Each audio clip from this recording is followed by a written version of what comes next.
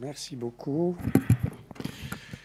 C'est un plaisir d'être là. J'ai trouvé la séance, la journée très intéressante. Vous m'entendez là, oui.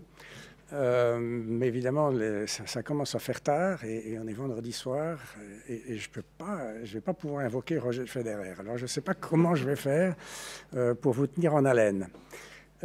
Tout d'abord, je voudrais quand même peut-être en préambule dire deux mots de E4S, Enterprise for Society. Donc notre vision, c'est vraiment d'embrigader l'économie privée dans ce changement, dans cette transition vers une économie qui sera plus durable, mais aussi plus résiliente et plus inclusive.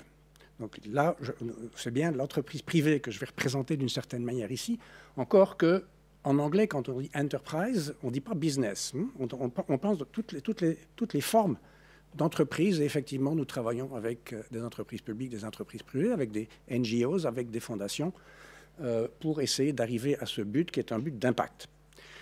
Alors, une des choses que nous avons faites, je n'avais pas prévu d'en parler parce que j'en ai parlé déjà hier dans un congrès du CEDIDAC, mais une des choses que nous avons faites, c'est de publier, nous publions des white papers, nous publions des livres blancs, en quelque sorte, sur des sujets dont on fait de la recherche appliquée. Et une des choses que nous avons faites en collaboration avec certains des vilains qui ont été mentionnés, comme les retraites populaires et la Banque cantonale vaudoise, c'est de se poser la question, comment est-ce que les institutions financières aujourd'hui peuvent faire pour contribuer réellement, en pratique, à favoriser, à contribuer à la transition climatique. Qu'est-ce qu'elles peuvent faire? Et nous sommes arrivés à une première conclusion. La chose qu'elles ne doivent pas faire, c'est se désinvestir. Et moi, j'aimerais bien lancer ce message. L'initiative populaire, je vais me battre contre à fond si l'objectif, c'est de se désinvestir. C'est ce que les institutions financières ne doivent pas faire. Elles doivent rester investies et elles doivent s'engager. Elles doivent s'engager à faire changer les sociétés. C'est la même chose pour la BNS. La BNS pourrait facilement, et on a aussi fait un papier là-dessus, satisfaire les activistes climatiques en vendant 13 titres. Et là, je crois que Mme Mechler a dit qu'elle avait 7000.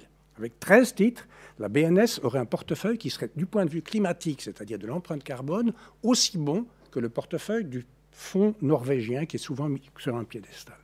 Mais elle n'aurait rien fait pour le changement climatique en ce faisant. La BNS ferait beaucoup mieux. Il y a eu une question dans cette direction-là, tout à l'heure à Mme Mechler. J'aurais voulu la pousser là, mais vous savez, j'ai quand même des limites de ce que je peux faire en tant qu'un ancien de la Banque nationale. Ce qu'elle devrait faire, c'est s'engager. La BNS, en tant que gros actionnaire, en tant que propriétaire d'un portefeuille très important, devrait garder ses actions, mais en tant que propriétaire, aller aux assemblées générales, par délégation très vraisemblablement, et pousser les entreprises à changer. Mais ça, c'est vraiment important. Ne poussez pas. Je partage l'impatience des activistes. C'est pour ça que, à mon âge, implicitement, vous avez bien suggéré, je n'étais pas le plus jeune. Non, je ne suis pas le plus jeune. C'est pour ça que je m'engage. Mais il ne faut pas pousser les institutions financières, même avec M. Roger Federer, à faire des choses qui ne seront pas utiles. Il faut les pousser à faire des choses qui vont vraiment contribuer à faire changer le monde. Voilà. Ce n'est pas de ça dont je suis censé parler. Alors... Public, privé, même responsabilité sociale, c'est le titre qui m'a été imposé en quelque sorte. Hein? Mais je vais parler de l'entreprise privée. Puis comme je n'ai pas Roger Federer, je me suis dit, Milton Friedman, ça devrait aller pas mal quand même. Hein? Quand vous avez dit, mon directeur de thèse était Bob Lucas, qui lui-même était le thésard de Milton Friedman. Donc c'est vrai qu'il y a une filiation dangereuse là, et peut-être que ce danger va exciter un peu ou que vous gardez éveillé. Milton Friedman disait, oui, il y a une seule responsabilité sociale de l'entreprise ou du business, c'est d'utiliser ses ressources, d'engager ses activités pour augmenter les profits. Tant qu'on reste within the rules of the game, which is to say, open and free competition without deception or fraud. OK. Alors partons de là. Cette statement de Friedman, il est pris comme un drapeau idéologique. Vous avez parlé de néolibéralisme. Là. Non, c'est pas ça. Enfin, peut-être que lui l'a vu comme ça, je n'en sais rien. Mais ce qu'on peut justifier, c'est un théorème. C'est un théorème, et je voudrais vous expliquer la logique sous-jacente, d'autant plus que la logique sous-jacente, elle a au fond été développée ici. Alors, pas tout à fait ici, parce que le bâtiment n'existait pas tout à fait ici, parce que l'IDAP n'existait pas. Pas tout à fait ici, parce que l'IDAP, qui n'existait pas, n'était pas dans la faculté de droit, mais elle a été développée dans la faculté de droit de l'Université de Lausanne par Léon Walras. Léon Walras qui a développé ce qu'on appelle les théorèmes du bien-être. Et les théorèmes du bien-être nous disent, au fond, et c'est le fondement du libéralisme économique, c'est que la main invisible, alors je caricature un peu, hein, je simplifie, mais la main invisible, elle fonctionne souvent. Qu'est-ce que c'est la main invisible? C'est que, contrairement à l'intuition de beaucoup de monde, qui est vraiment le sentiment profond, si je cherche mon profit, si je cherche mon bénéfice personnel, ce sera contre vous, contre la société. Ben, ce n'est pas vrai. C'est la beauté du système de prix. Si les conditions sont satisfaites, il peut y avoir une convergence d'intérêts entre l'intérêt personnel et l'intérêt collectif. L'exemple d'Adam Smith, qui avait vu ça avant Walras, mais Walras l'a formalisé, l'exemple d'Adam Smith, c'est l'exemple de la boulangère. Si la boulangère a intérêt à vous faire le meilleur pain qui soit, ben, c'est peut-être parce qu'elle vous aime, vous, ses clients. Mais c'est peut-être plus simplement aussi parce qu'elle veut gagner de l'argent et que si elle fait le meilleur pain, vous allez venir chez elle plutôt que chez son voisin. D'accord? Une cohérence entre l'intérêt personnel et l'intérêt collectif, ce n'est pas absurde. La main invisible, on la critique souvent, mais ce n'est pas absurde. En fait, elle fonctionne souvent. On est d'accord, et c'est là, ce n'est pas une question d'idéologie, elle ne fonctionne pas toujours. OK? Et elle ne peut pas tout faire, j'ajoute. Je vous verrai pourquoi. Donc, elle a besoin d'être aidée ou complétée. C'est le rôle de l'État, et l'IDAP là, est au centre de la question. D'accord? C'est le rôle de l'État, c'est de compléter l'activité du marché, en tout cas en économie libérale. Alors, qu'est-ce qui se passe lorsque la main invisible ne fonctionne pas? Eh bien, lorsque la main invisible fonctionne, la proposition de Friedman est justifiée. En fait, les conditions sont les mêmes. Le théorème de Friedman, c'est un peu le théorème de Walras. Enfin, je fais un peu des raccourcis, mais on est très très proche. Et du coup, lorsque ces conditions sont satisfaites, maximiser le profit pour une entreprise, c'est ce qu'il faut faire. Et en fait, c'est garant d'une bonne gouvernance d'entreprise. On a touché un tout petit peu précédemment les problèmes de conflit d'intérêts. Et on verra que dans l'évolution que je vais proposer, il y a des conflits d'intérêts, et qui sont d'ailleurs reconnus par la loi américaine, comme vous le verrez tout à l'heure. Donc voilà où on en est. Alors, bon, la question que je vais poser aujourd'hui, mais quid si l'État ne fait pas ce qu'il doit faire? OK? Et donc, je renverse un peu la balle, parce que je sais bien qu'en général, on va dire que c'est l'économie privée qui ne fonctionne pas. Je vais dire non, non, l'économie privée, elle fonctionne si l'État faisait son job.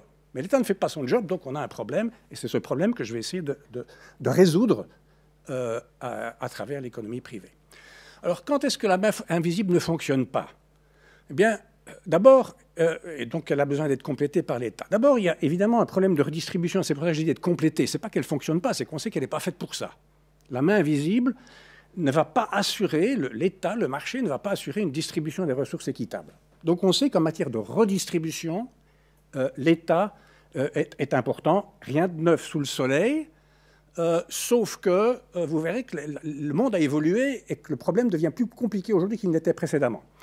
Alors, le problème aussi, alors encore une fois, je dois être très court, c'est que ce n'est pas si facile de redistribuer. Il y a un problème, ce qu'on appelle un trade-off, il y a un conflit entre la problématique d'équité et la problématique d'efficacité. Et comme ce n'est pas évident à arbitrer, ben, il y a de la place pour l'idéologie. Je ne vais pas dire que tout ça est un théorème. Là, il y a vraiment de la place pour dire est-ce qu'on veut plus de redistribution ou moins de redistribution? Mais il est clair que c'est vraiment le rôle de l'État, pas seulement d'ailleurs par des redistributions fiscales, ça peut être par l'éducation, par l'encouragement à la création de jobs qui soient riches, qui permettent de faire vivre les gens. Mais je mets ça, je ne vais pas tout à fait le mettre sur le côté quand même, mais disons que c'est un point qui est tout à fait accepté, ce n'est pas débattu, en tout cas sur le plan des principes généraux. Deuxième problème, mais qui était parfaitement mentionné par Friedman, il faut qu'il y ait une concurrence saine. Je ne sais plus quel est le terme qu'il a employé, hein, une saine concurrence. Et c'est pour ça que depuis toujours, il y a des politiques antitrust, il y a des politiques pour favoriser les conditions qui permettraient au marché de de produire ce qu'il doit délivrer. Il faut cependant identifier les formes et les besoins et les formes d'intervention. Et l'observation aujourd'hui, c'est que l'économie est encore en mouvement, qu'on a les politiques antitrust qu'on avait identifiées qu'on avait bien comprises dans la théorie économique, aujourd'hui, elles ne sont plus tout à fait appropriées pour ce que j'appelle l'économie des plateformes. Donc, on sait qu'on a un problème là. On sait qu'on a laissé croître les GAFAM et certaines grandes sociétés beaucoup trop, et on ne sait pas très bien comment les réguler. Hein, si on parle de régulation des GAFAM, tout le monde dit oui, il faut, mais comment le faire pour préserver l'apport que ce type d'économie peut faire? On ne sait pas encore vraiment. On tâtonne un tout petit peu, et donc on a là une vraie question. Mais là, ce problème-là, je vais vraiment le laisser de côté. C'est un problème standard, c'est un problème difficile, mais il est parfaitement identifié. Et puis, troisième plan, l'économie, la main invisible ne fonctionne pas lorsqu'il y a ce qu'on appelle les défaillances de marché, qui sont le plus souvent, mais pas toujours, mais le plus souvent, des situations où les marchés ne peuvent pas exister spontanément, parce que les droits de propriété ne peuvent pas être établis. Et c'est ce qu'on appelle les externalités. Et il y a peut-être des situations un peu différentes où les marchés peuvent fonctionner, ne peuvent pas fonctionner efficacement. Je ne vais pas aller dans les détails. Prenez le cas ici, tout simplement, de la capacité de la Terre, de la planète, à absorber les émissions CO2. C'est clairement un bien commun. On est dans les commons, hein, c'est un bien commun, parce qu'on voit que depuis qu'on a dépassé les limites planétaires, on voit que la Terre n'est pas capable d'absorber les limites. Quand je produis, quand vous venez en voiture à la conférence de l'IDA, vous produisez du CO2, vous utilisez un bien commun qui n'est pas pricé. Il n'y a pas de marché, il n'y a pas de prix. On a refusé la taxe CO2 qui était déjà un pis-aller. Donc il n'y a pas de prix. Donc vous utilisez gratuitement un bien commun. Typiquement, ça veut dire que vous allez le surutiliser, et c'est ce qu'on vit aujourd'hui. Donc on a une situation là qui est parfaitement reconnue comme une situation où le marché ne peut pas fonctionner, la main invisible ne peut pas fonctionner, l'État doit intervenir. Je détaille ça dans un moment. Alors je reviens peut-être sur la problématique des inégalités et des inclusions pour observer que d'abord on a une situation qui est hétérogène, hein, dans le monde anglo-saxon a vu une forte croissance des inégalités, l'Europe continentale beaucoup moins. Je crois que c'est important, quand on parle de ce problème-là, de bien partir du bon diagnostic. Hein, le diagnostic est très différent aux États-Unis, en Angleterre, en France ou en Suisse, où on n'a pratiquement pas vu d'augmentation des inégalités, malgré tout ce qu'on entend dans la presse. Cela dit, il est clair que l'évolution, et c'est pour ça que je dis que l'économie est un corps en mouvement, l'évolution technologique et la globalisation augmentent les besoins de redistribution. Pourquoi? Parce que la technologie privilégie ceux qui sont bien formés. C'est démontré, on a des statistiques là-dessus très claires. Donc quand la technologie devient plus prenante, ceux qui sont moins bien formés il va y avoir un écart de revenus avec les mieux formés. Donc la technologie en soi augmente les besoins de redistribution.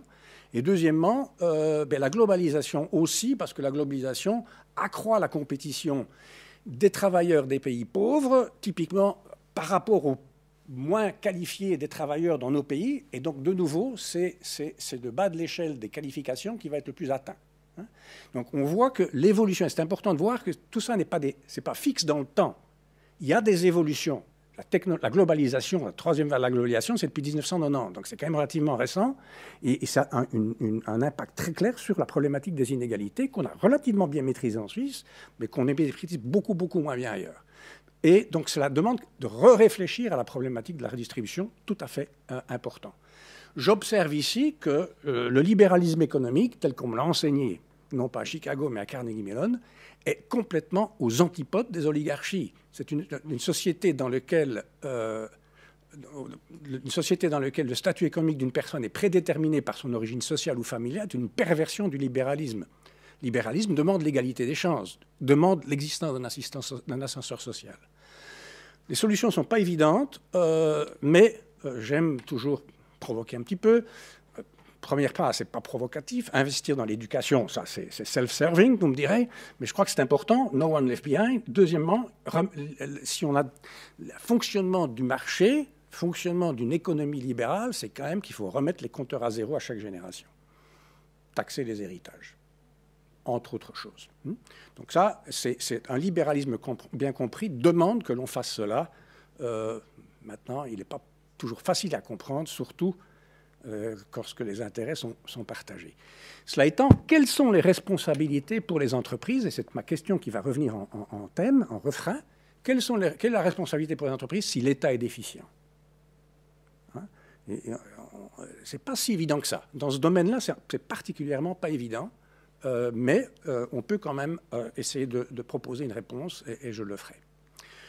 Le CO2 et réchauffement, les externalités, le problème des communs. Le problème des communs, c'est malheureusement pas le problème des bergers qui ont la même prairie pour faire paître tous les moutons dont on a parlé tout à l'heure.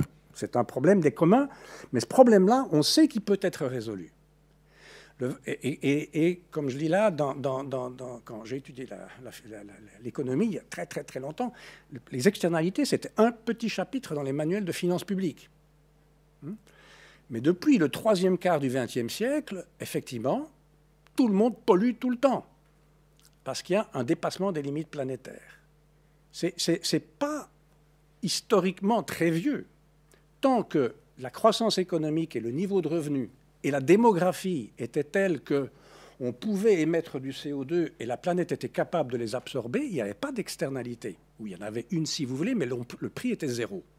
Dès le moment qu'on dépasse les limites planétaires, nous utilisons un bien commun rare à un prix zéro. Le marché ne peut pas fonctionner. Donc là, il faut absolument qu'il y ait une intervention. Et Nick Stern, que vous avez peut-être entendu parler, qui est un des économistes qui, le premier, a vraiment mis sur la scène les problématiques de l'environnement, disait en 2008, les émissions de gaz à effet de serre, comme externalité, c'est le plus biggest market failure the world has ever seen. C'était vraiment Et j'insiste sur le fait que le problème, c'est que c'est une externalité, c'est l'utilisation bien commun qui n'est pas locale, c'est global. Donc, si j'ai un petit problème d'externalité locale, la prairie et mes moutons, on peut se mettre ensemble, nous les bergers. Mais quand les bergers qui se mettent ensemble, c'est l'ensemble de la communauté planétaire. Impossible. Donc les solutions décentralisées de gestion de cette exploitation du bien commun, elles n'existent pas. Alors que jusque-là, elles existaient. Hein, vous avez cité Leonard Ölström, qui a pris le cas de l'approvisionnement d'Ouran-Valais et qui a montré qu'il y avait des solutions privés qui pouvaient s'installer. Ici, ce n'est pas le cas. Et ça doit se faire au niveau de la planète. Donc on parle de gouvernance mondiale, ce qui aujourd'hui est particulièrement difficile à imaginer. Et puis, en plus, elle est invisible, cette externalité. C'est-à-dire qu'elle n'est pas identifiable. On ne sait pas combien. On doit mesurer avec difficulté ce qu'on produit. Et on a beaucoup de peine d'ailleurs aussi à définir son prix. Voilà, il y a beaucoup de choses qui sont là, qui rendent la chose difficile. Mais le message général, c'est qu'utiliser une ressource qui a de la valeur pour la communauté doit avoir un prix. C'est une précondition pour que la main invisible puisse fonctionner. La vision économique néoclassique, c'est que c'est à l'État de corriger ces externalités. Okay ? Et puis, quid lorsque l'État est défaillant pour la troisième fois? Qu'est-ce qu'on fait dans ce cas-là? Alors, je rajoute, bon, peut-être que j'ai déjà dit ça, la taille et l'omniprésence des externalités est un vrai défi. Ça demande alors un État beaucoup plus présent, actif et fort. C'est la conséquence logique de ce que j'ai dit. Parce que l'externalité est énorme et qu'elle est partout. Ça demande un État beaucoup présent, actif et fort, en parfait accord avec le libéralisme économique, avec la vision de la main invisible. Mais pas sans tension. Donc en parfait accord, parce que celui-ci ne peut pas fonctionner si les prix ne sont pas corrects, ils ne reflètent pas les raretés relatives. Et la tension, c'est-à-dire pas n'importe comment. Donc il faut essayer de faire ça au mieux pour préserver l'esprit d'innovation qui est la caractéristique d'une économie libérale. OK. Donc idéalement, corriger les prix en minimisant les distorsions. Et je rajoute pour terminer, après je vais vraiment dans mon sujet, ceci étant d'une certaine manière l'introduction, le capitalisme, c'est préserver le capital. Jamais personne n'a dit que c'était le capital financier qu'il fallait préserver, ni que c'était le capital physique qu'il fallait préserver. C'est le capital collectif, y compris le capital social et le capital naturel. Donc on a un système qui est parfaitement équipé pour le faire, mais on voit la répartition des rôles et on voit malheureusement que la répartition des rôles, elle ne fonctionne pas parce que l'État n'assume pas son rôle. Alors c'est un peu facile pour moi de le dire parce que le problème est vraiment si important qu'il y a peut-être raison de observer que l'État ne le fait pas. Et peut-être qu'il y a une meilleure solution, d'ailleurs, qu'une parfaite solution par l'État. Mais voilà. Donc j'ai illustré deux défis qui requièrent une intervention étatique plus marquée, le défi de l'inégalité et le défi du changement climatique. Il s'agit de les relever en préservant, pour moi, les atouts du libéralisme. Et aujourd'hui, ils ne sont pas relevés, les États sont déficients. Alors pourquoi est-ce qu'ils sont déficients? Eh bien, en partie parce qu'il y a une déficience de la démocratie. Parce que, au fond, si vraiment les activistes sont le reflet de la majorité,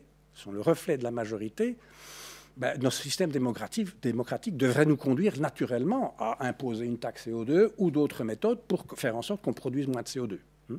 Donc il y a vraiment un problème de démocratie et ce n'est pas tellement étonnant parce que, de nouveau, le monde a évolué. Le monde a évolué, c'est-à-dire que les problèmes sont plus graves, les problèmes sont plus difficiles et la globalisation a fait que le poids des acteurs économiques est plus lourd.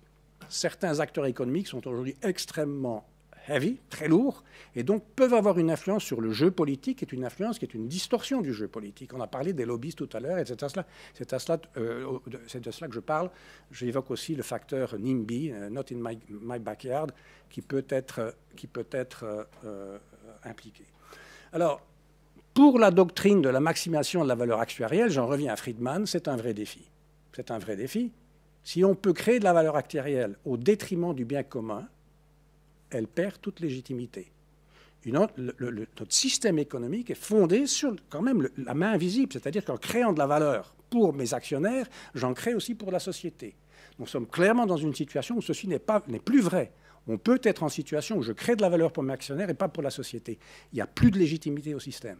Le système ne peut pas fonctionner comme ça. Il n'est pas légitime. Milton Friedman serait forcé de l'accepter. Okay.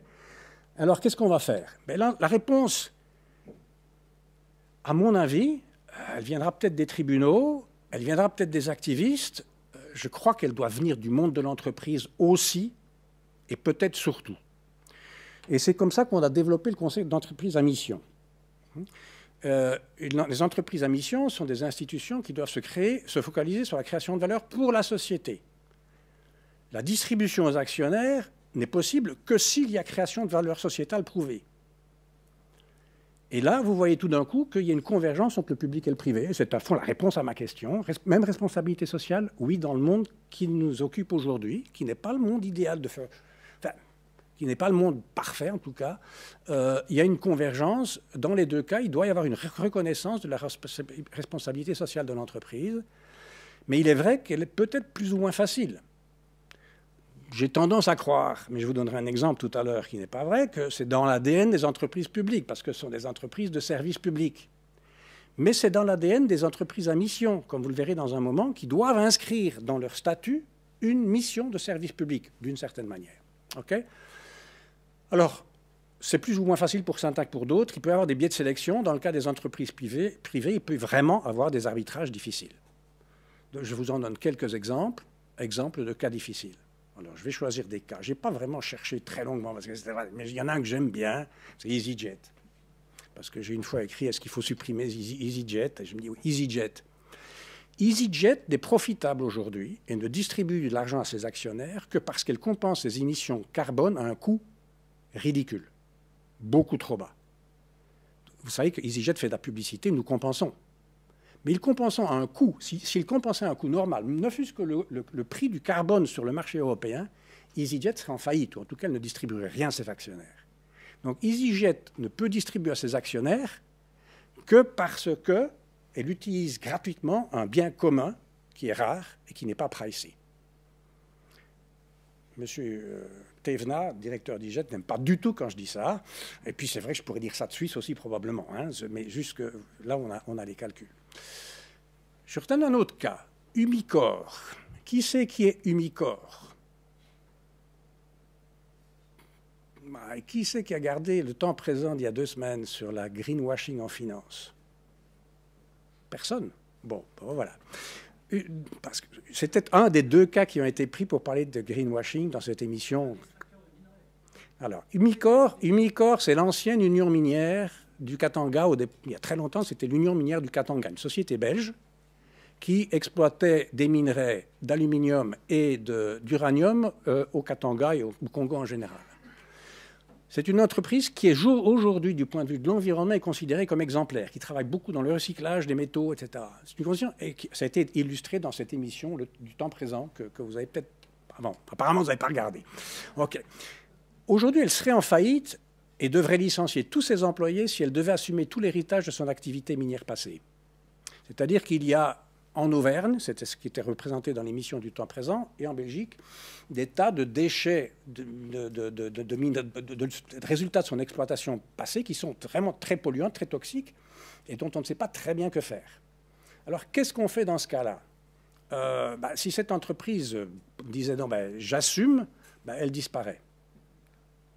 Peut-être que ce serait la même chose dans notre entreprise fameuse au Valais. Allez. Non, oui, Tamoil, mais l'autre aussi, qui fait Lonza, voilà, Lonza.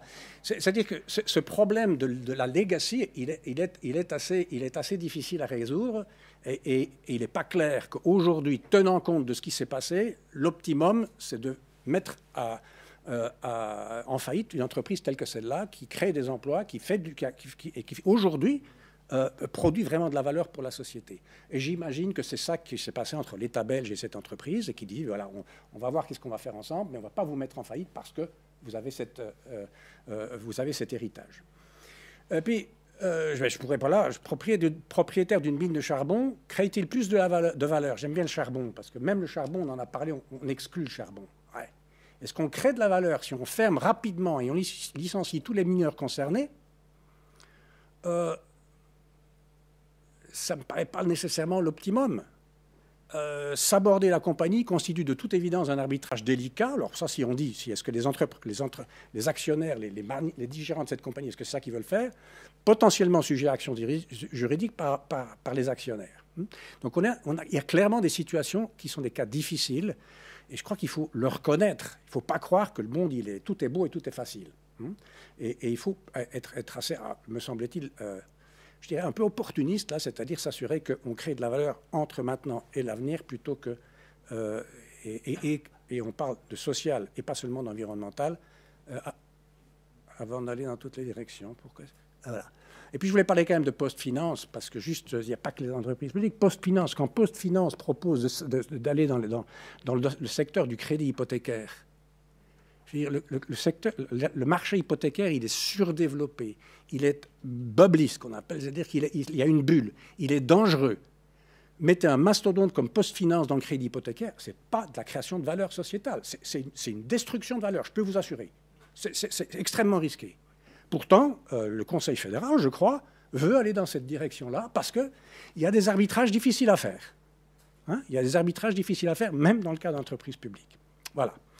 Alors, je ne sais pas si... voilà. Maintenant, c'est quoi vraiment l'idée? Et j'espère que j'ai encore un peu de temps. Oui. Bon.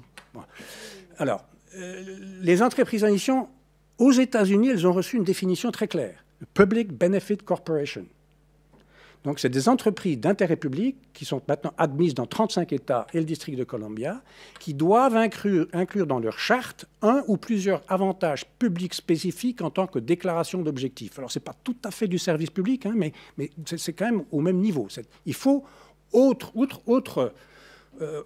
de la formule habituelle qu'il faut tout objectif légal pour gagner de l'argent pour les actionnaires, non, il faut créer de la valeur pour avoir un ou plusieurs avantages publics spécifiques. Et ces avantages, ça peut être un effet positif ou une réduction des effets négatifs sur une ou plusieurs catégories de personnes, d'entités, de communautés d'intérêt, dans nature artistique, charitable, culturelle, économique, éducative, environnementale, littéraire, médicale, religieuse, scientifique ou technologique. Donc on change quand même de mindset. Hein. Et c'était très intéressant. Pourquoi ça vient aux États-Unis? Parce qu'aux États-Unis, dans la loi, le statut de l'entreprise, c'est pour faire du profit pour les actionnaires. C'est-à-dire que s'il n'y a pas ce statut, cette intention supplémentaire, les actionnaires peuvent toujours contester lorsqu'une entreprise veut assumer sa responsabilité sociale, si c'est au détriment de la profitabilité. Donc dans ce cas-là, dans le cas d'une Public Benefit Corporation, les membres du conseil d'administration doivent prendre en compte les meilleurs intérêts de ceux qui sont matériellement affectés par la conduite de la société, ainsi que l'intérêt public spécifique décrit dans la charte. Il y a les stakeholders et puis il y a l'intérêt spécifique. Et il y a, dans la loi de Delaware, on a même une disposition qui protège les administrateurs de responsabilité envers les actionnaires qui pourraient contester, hein, que ça se fait à leurs dépens. Parce qu'effectivement, les actionnaires qui possèdent un minimum d'actions peuvent intenter une action dérivée alléguant un équilibre inapproprié de ses intérêts concurrents par un conseil d'administration. Donc les Public Benefit Corporations sont obligés de faire rapport et elles doivent le faire quand même avec une certaine délicatesse. On ne peut pas faire n'importe quoi parce que les actionnaires pourraient contester et dire non, non, mais vous pouvez faire ce que vous faites, mais vous le faites trop profondément à mon dépens. Et donc, c'est contestable. Une autre alternative qui n'est pas aux États-Unis, c'est ce qu'on appelle les B Corps. Les Benefit Corporations, c'est un peu le même mouvement. Mais en Suisse, il y a ce qu'on appelle le BILAB, ce qui est une NGO, qui délivre une certification B Corp et qui, au fond, donne un sceau d'approbation indépendant aux entreprises qui se tiennent responsables envers leurs travailleurs, l'environnement et leur communauté. C'est une certification qui est très exigeante, qui est continuellement remise à jour et qui force les entreprises à aller au-delà de la maximation de la valeur actuarielle, très au-delà. Aujourd'hui, apparemment, ce que j'ai appris, c'est que Nespresso est B Corp depuis la semaine passée, que Lombardier est B Corp depuis déjà quelques mois, mais qu'à part ça, c'est beaucoup de petites sociétés, comme Opaline, par exemple, que vous connaissez, les jus de fruits, je crois que ça fait beaucoup de entièrement naturel. Il y a beaucoup de petites sociétés. Et le vrai problème, c'est qu'il faut que ça devienne mainstream. J'ai utilisé un mot là, qui n'est pas très français, mainstreamer. Rendre mainstream les entreprises à mission, c'est ça, à mon avis, la limite, la solution à la problématique que j'ai illustrée, qui est la défaillance de l'État à imposer les conditions cadres qui devraient être celles qui sont en vigueur si l'on voulait pouvoir laisser libre choix aux entreprises dans le cadre de la main invisible. Alors, mainstreamer les entreprises à mission, c'est-à-dire que la question qui va se poser maintenant, c'est de savoir si on peut simplement laisser le mouvement se faire. C'est un mouvement profond, c'est un mouvement intéressant.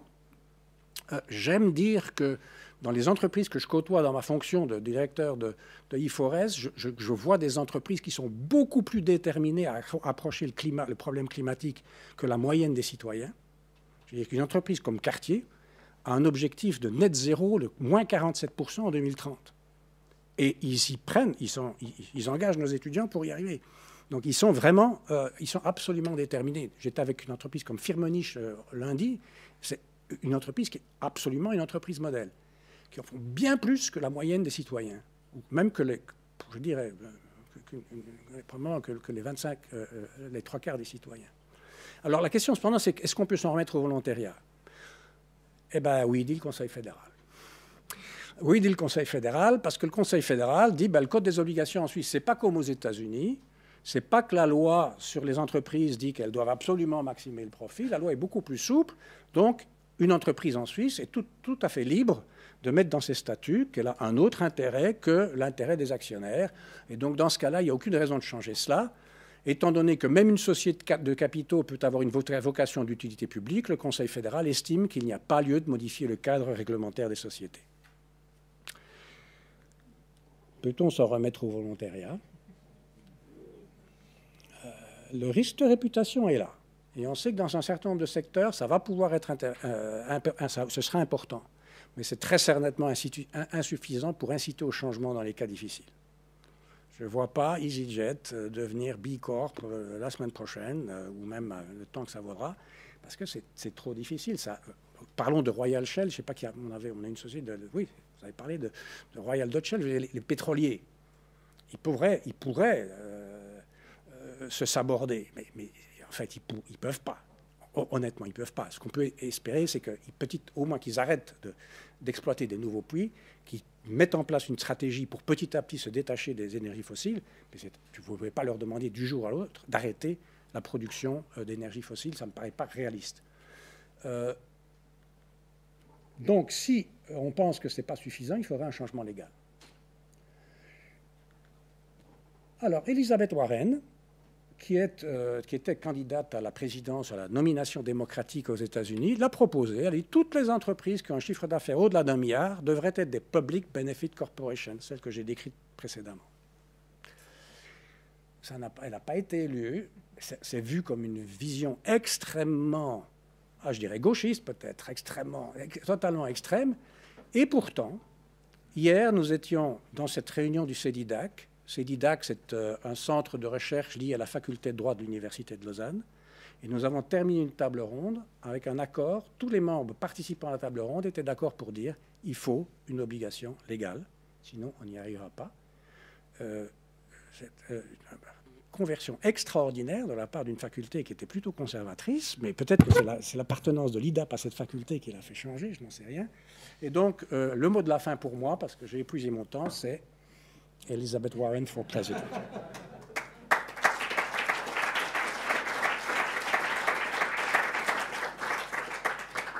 Merci. Je pense qu'on a encore 10 minutes pour quelques questions. Y en a-t-il? Est-ce que quelques mains se lèvent?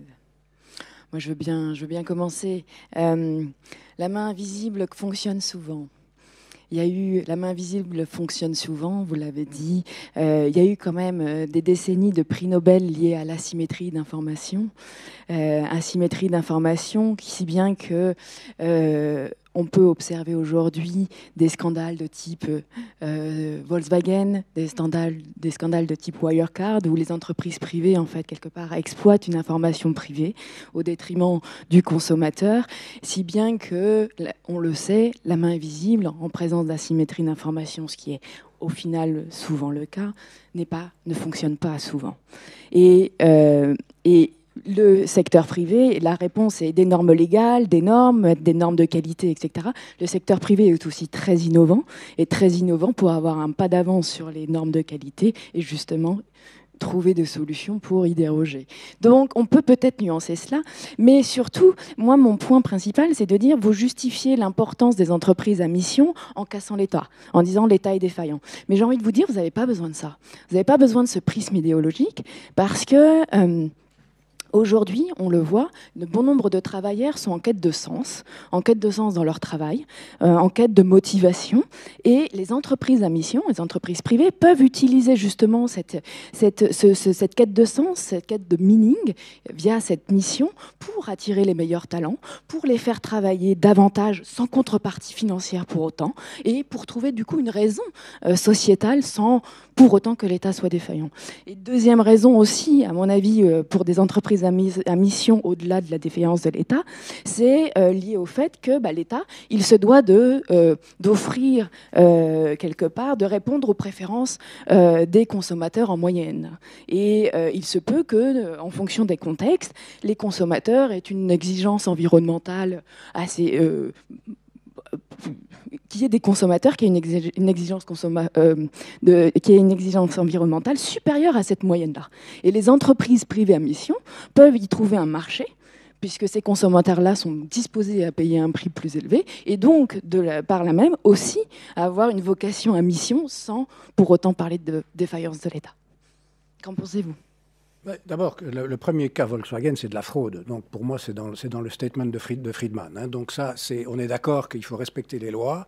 D'ailleurs, hier, dans notre débat, quelqu'un a mis sur le même pied la problématique de l'Ukraine. Moi, je trouve non, la problématique de l'Ukraine, de nouveau, Friedman aurait accepté que si, voilà, on doit respecter des normes, soit légales, soit culturelles, soit largement acceptées. Bon, mais... par contre, le deuxième point que vous mentionnez, vous avez tout à fait raison. C'est pas pour rien qu'il y a déjà, je ne sais pas combien, on m'a donné le chiffre hier, mais il y a déjà un sacré nombre d'entreprises à mission aujourd'hui, alors qu'elles ne sont pas obligées de le faire. Et donc, vous avez raison, de toute façon, donner du sens à au travail que l'on fournit à ces travailleurs, c'est un avantage comparatif. Être une entreprise qui respecte les règles ESG, c'est un avantage comparatif. Non seulement le coût du capital est plus faible, mais les travailleurs sont beaucoup mieux disposés. Donc, et ça, les entreprises sont prêtes à le reconnaître. Donc, la question, c'est de savoir est-ce que ça suffira ? D'accord ? Est-ce que ça peut être mainstream ? Et puis, moi, encore une fois, là, on peut être... De nouveau, j'étais avec Gilbert Gostin, le CEO de Firmenich, Niche, qui m'a dit, oui, il faut être inclusif. On sait qu'aujourd'hui, il y a des très bons, il y a des bons, il y a des mauvais. Mais les bons, les mauvais, un peu dans votre esprit, ils vont devoir y arriver parce que ça va être dans leur avantage finalement. Je pense que c'est une vision optimiste. Moi, je suis un optimiste mais je suis aussi pressé. Et je pense que ça ne correspond pas à l'urgence. Et donc, les cas difficiles que j'ai mentionnés, il vaudrait mieux les pousser un tout petit peu. L'épée dans les reins va quand même les aider à faire le pas. Donc, au final, on a toujours besoin de l'État pour les pousser. Oui, alors en tout cas, en termes de définir les règles, oui, tout à fait. D'autres réactions, monsieur Marin? Oui, merci beaucoup. Ça fonctionne, oui. Merci beaucoup pour ces réflexions passionnantes. 2 questions. Je commence par la fin sur les entreprises à mission. En Suisse, on a un drame auquel on assiste à peu près tous les jours dans le débat public, c'est que ce qui se fait, les progrès par des entreprises que vous avez citées comme Firmenich ou d'autres, ne sont pas reflétés dans les positions défendues par les fêtières patronales. Il y a un décalage assez spectaculaire, me semble-t-il, entre la voix de l'économie portée traditionnellement par, pour faire simple, l'économie suisse ou l'USAM à l'échelon suisse, et les entreprises elles-mêmes.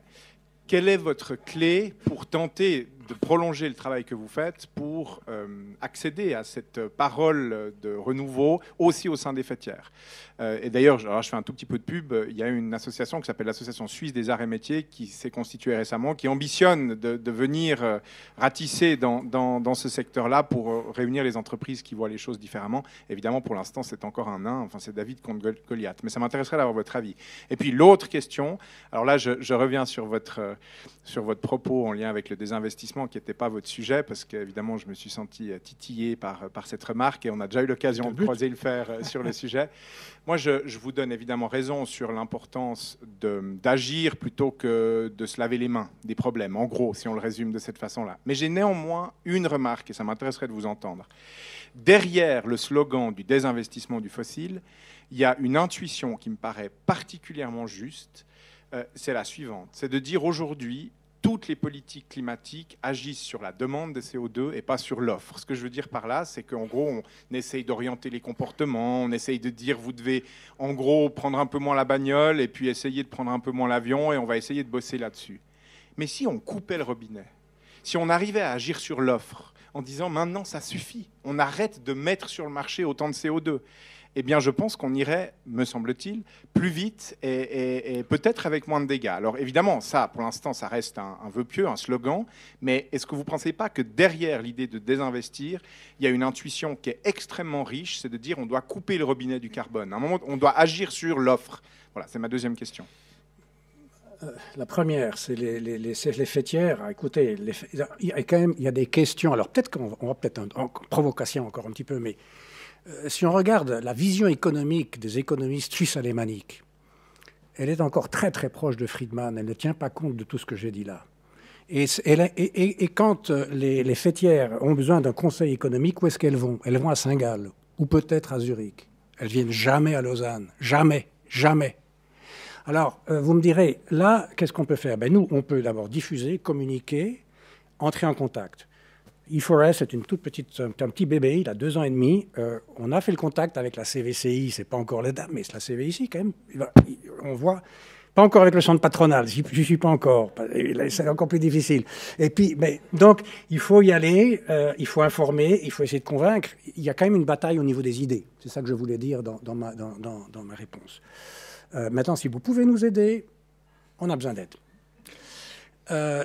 La question du désinvestissement, le problème principal, c'est effectivement que vous avez raison, on ferme le robinet, ça va aller, c'est radical.